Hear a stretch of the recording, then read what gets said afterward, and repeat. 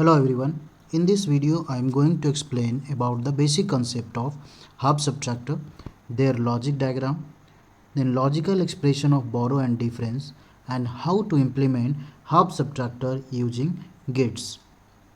तो चलिए ये एक्सप्लेन करने से पहले हम लोग ये समझते हैं कि हाफ सब्ट्रैक्टर बेसिकली क्या काम करता है और हाफ सब्ट्रैक्टर का यूज हम लोग बेसिकली क्यों करना स्टार्ट किए। देखिए हाफ सब्ट्रैक्टर बेसिकली ये एक जो सर्किट है वो वन बाइनरी डिजिट को दूसरे बाइनरी डिजिट से सब्ट्रैक्ट करता है। ओके, क्या करता है ये? सब्ट्रैक्ट करता है वन बाइनरी डिजिट को दूसरे बाइनरी डिजिट से। हम लोग जानते हैं कि कोई भी बाइनरी नंबर जो बना होता है वो कॉम्बिनेशंस ऑफ 0 एंड 1 से बना होता है। अगर हम बाइनरी डिजिट की बात करें तो बेसिकली बाइनरी डिजिट क्या है हमारा? 0 एंड 1, ये हमारे बाइनरी डिजिट है। सो सब्ट्रैक्शन के लिए जो पॉसिबल केसेस हो सकता है वो पॉसिबल केसेस क्या होगा? आइदर ये बाइनरी डिजिट में 0 और 0 में सब्ट्रैक्शन होगा, 0 1 में सब्ट्रैक्शन होगा, या 1 से 0 में सब्ट्रैक्शन होगा, या 1 से 1 में सब्ट्रैक्शन होगा। ओके, अब हम लोग ये जानते हैं कि जब 0 से 0 सब्ट्रैक्ट करेंगे तो डिफरेंस हमारा क्या आता है? 0 आता है। 1 माइनस 1 करेंगे तो डिफरेंस हमारा 0 आता है। 1 माइनस 0 करेंगे तो डिफरेंस हमारा 1 आता है। बट क्या 0 माइनस 1 करते हैं तो क्या पॉसिबिलिटी और डिफरेंस कितना आएगा और बोरो कितना आएगा, इसी कंसेप्ट को बेसिकली हमें समझना है। तो यहाँ पे बोरो का कंसेप्ट क्रिएट होता है। जैसा कि इसको समझने के लिए मैं डेसिमल सब्ट्रैक्शन की बात करूँगा जो हम लोग बचपन से सीखते आ रहे हैं। अगर उस कंसेप्ट में जहाँ पे हम लोग बहुत पहले से उस कंसेप्ट के साथ बोरो का कंसेप्ट डील करते आ रहे हैं उसको अगर हम समझते हैं तो इस बोरो के कंसेप्ट को बहुत ईजिली समझ सकते हैं। सपोज़ मैं एक एग्जांपल लेता हूँ डेसिमल सब्ट्रैक्शन का। 7 5 6 एक नंबर है और एक नंबर है 3 7 2। इन दोनों को अगर मैं सब्ट्रैक्ट करता हूँ, देखिए 6 माइनस 2 ईजिली सब्ट्रैक्ट होगा। 6 माइनस 2 क्या होगा? 4 डिफरेंस। 5 माइनस 7 ये छोटी संख्या है और ये 5 छोटी संख्या है, 7 बड़ी संख्या है। तो सब्ट्रैक्ट करने के लिए मुझे क्या होगा?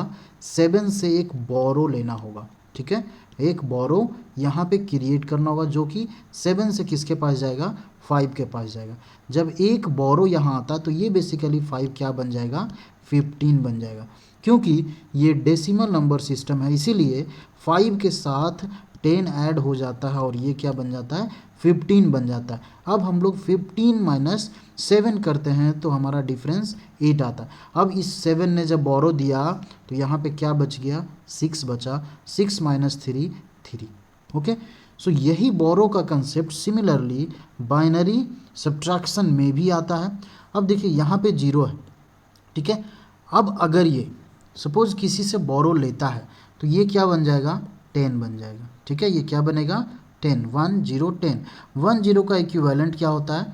2 होता है। हम लोग जानते हैं कि 1 0 का इक्विवेलेंट डेसिमल में क्या होता है? 2 होता है। और 2 माइनस 1 क्या होता है? डिफरेंस 1। यहाँ पे एक आउटपुट और क्रिएट होता है। ये जो 1 है इसको हम लोग नाम देते हैं डिफरेंस का। इसको नाम दिया हमने डिफरेंस का। और ये जो बोरो है एक और आउटपुट यहाँ क्रिएट होगा, ये कहलाएगा बोरो। ठीक है, ये कहलाएगा बोरो। सो इस केस में जब 0 माइनस 1 हो तो डिफरेंस 1 एंड बोरो 1। यहाँ देखिए 0 माइनस 0 में सिर्फ 0 क्या है? हमारा डिफरेंस है। और बोरो भी यहाँ पे 0 है, बोरो 0 है। यहाँ पे डिफरेंस हमारा 1 है और बोरो 0 है, बोरो 0 है। सेम 1 माइनस 1 जब हम लोग माइनस करते हैं तो 0 हमारा डिफरेंस है और बोरो हमारा 0 है। ठीक है, तो ये बेसिकली बेसिक कंसेप्ट था कि हम कैसे सब्ट्रैक्शन करते हैं, बाइनरी सब्ट्रैक्शन हम लोग कैसे करते हैं। जब 0 माइनस 0 करते हैं तो डिफरेंस 0 क्रिएट होता है और बोरो 0 क्रिएट होता है। 0 माइनस 1 करते हैं तो डिफरेंस 1 क्रिएट हुआ एंड 1 बोरो भी साथ में क्रिएट होता है। 1 माइनस 0 में डिफरेंस 0 और बोरो डिफरेंस 1 एंड बोरो 0। 1 माइनस 1 जब कर रहे हैं तो डिफरेंस 0 एंड बोरो 0।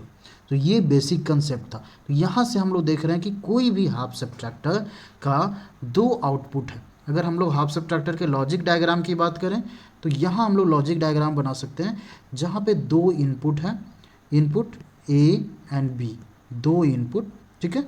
ये ए बी हम लोग दो डिजिट लेते हैं A and B as an input, और यहाँ हमारा दो आउटपुट होगा, एक आउटपुट होगा डिफरेंस, ठीक है, एक आउटपुट आपका डिफरेंस और एक आउटपुट होगा आपका बोरो, एक आउटपुट बोरो। ये हाफ सब्ट्रैक्टर का बेसिकली लॉजिक डायग्राम है जहाँ पे दो इनपुट दिया हमने ए एंड बी और दो आउटपुट है आपका difference and borrow.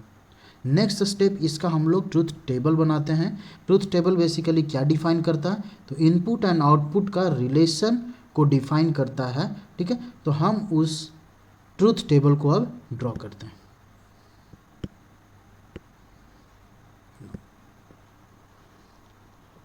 Truth table of half subtractor, truth table of half subtractor. Truth table input and output के रिलेशंस को डिफाइन कर रहा है। तो हम लोग यहाँ इस टेबल में एक इनपुट लेते हैं, इनपुट्स एंड आउटपुट्स। इनपुट्स हमारे पास ए एंड बी है, A and B, and outputs किस फॉर्म में है, डिफरेंस जिसको हम लोग डी के नाम से रिप्रेजेंट कर रहे हैं एंड बोरो जिसको बी के से रिप्रेजेंट कर रहे हैं, ठीक है। ये हमारा बेसिकली बोरो है। पॉसिबल कॉम्बिनेशंस क्या क्या हो सकते हैं,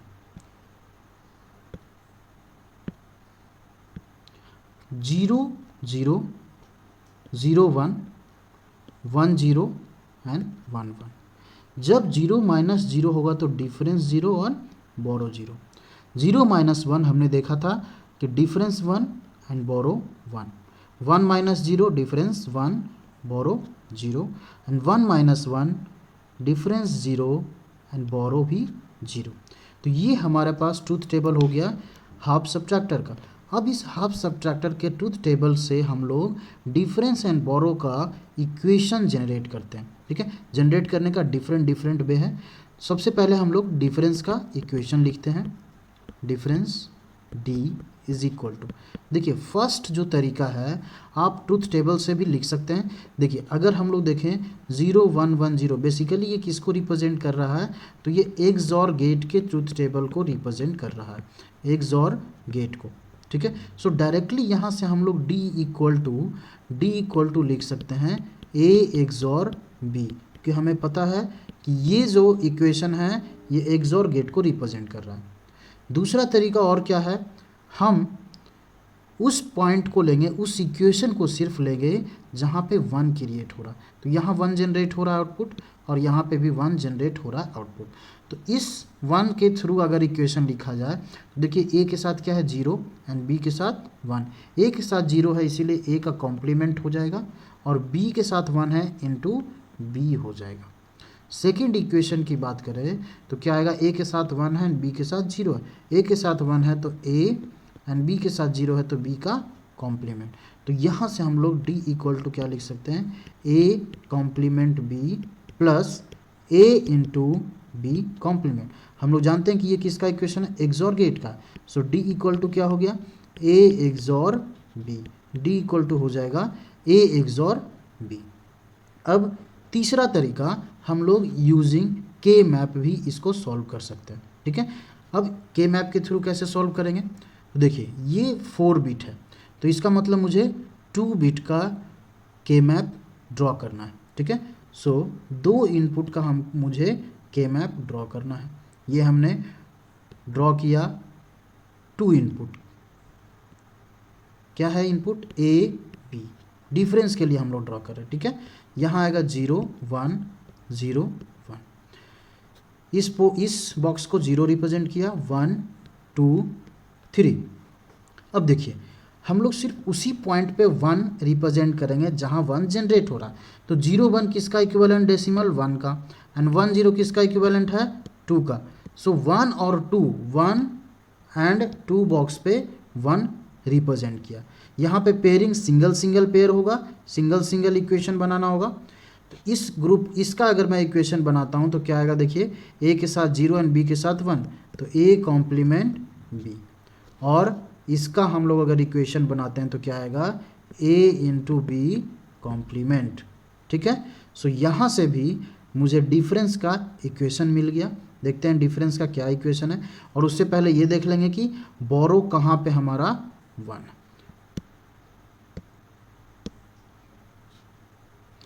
देखिए सिर्फ उसी पॉइंट को मुझे लेना है, उसी पॉइंट को लेना है जहाँ पे 1 जनरेट किया जा रहा है। ठीक है, सो डिफरेंस का इक्वेशन हमारे पास आ गया है, क्या है, ए XOR बी है। सिमिलरली हम लोग बोरो का भी इक्वेशन यहाँ पे बना सकते हैं। सो डी इज इक्वल टू क्या है, ए XOR बी। अब बोरो देखते हैं, बोरो इज इक्वल टू क्या होगा, बोरो का एक्सप्रेशन क्या होगा, बी। तो देखिए बी सिर्फ एक पॉइंट पे ही 1 है, और ये क्या है 0 1, यहाँ पे ए की वैल्यू क्या है 0 और बी की वैल्यू 1। तो बी इज इक्वल टू क्या होगा, ए कॉम्प्लीमेंट बी, क्योंकि ए का वैल्यू क्या है 0 है और बी का वैल्यू क्या है 1 है। तो हम लोगों ने डायरेक्ट यहाँ पे इस ट्रुथ टेबल से एक्सप्रेशन लिखा। ठीक है, अब हम लोग के मैप के थ्रू लिखते हैं। K map two input K map two variable K map draw करना है मुझे, 2 variable K map A and B. Input क्या है इसका, ए एंड बी, 0 1 0 1। ये बॉक्स हो गया 0 1 2 3। देखिए बोरो 1 कहाँ पे है, तो डेसिमल इक्विवेलेंट क्या है 1, 1 पे 1 है ये, और हर जगह 0 है। तो इसका अगर मैं इक्वेशन लिखता हूँ तो देखिए ए के साथ क्या है 0 है और बी के साथ क्या है 1 है। तो इसका इक्वेशन क्या आएगा, ए कॉम्प्लीमेंट बी। इसका इक्वेशन आएगा ए कॉम्प्लीमेंट बी। तो हमारे पास अब दोनों इक्वेशन आ गए, डिफरेंस एंड बोरो दोनों का। अब मुझे यहाँ से इम्प्लीमेंट करना है। ठीक है, implementation using basic gate and implementation using XOR and AND gate, दोनों से हम लोग देखेंगे कैसे हम इसको इम्प्लीमेंट करें।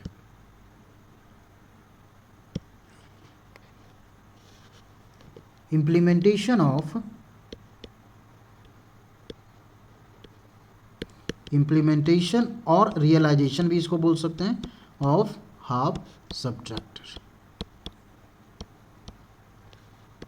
ठीक है, सो हमारे पास जो D इक्वल टू इक्वेशन है वो क्या है, ए XOR बी, एंड बोरो का जो इक्वेशन है वो क्या है, ए कॉम्प्लीमेंट बी।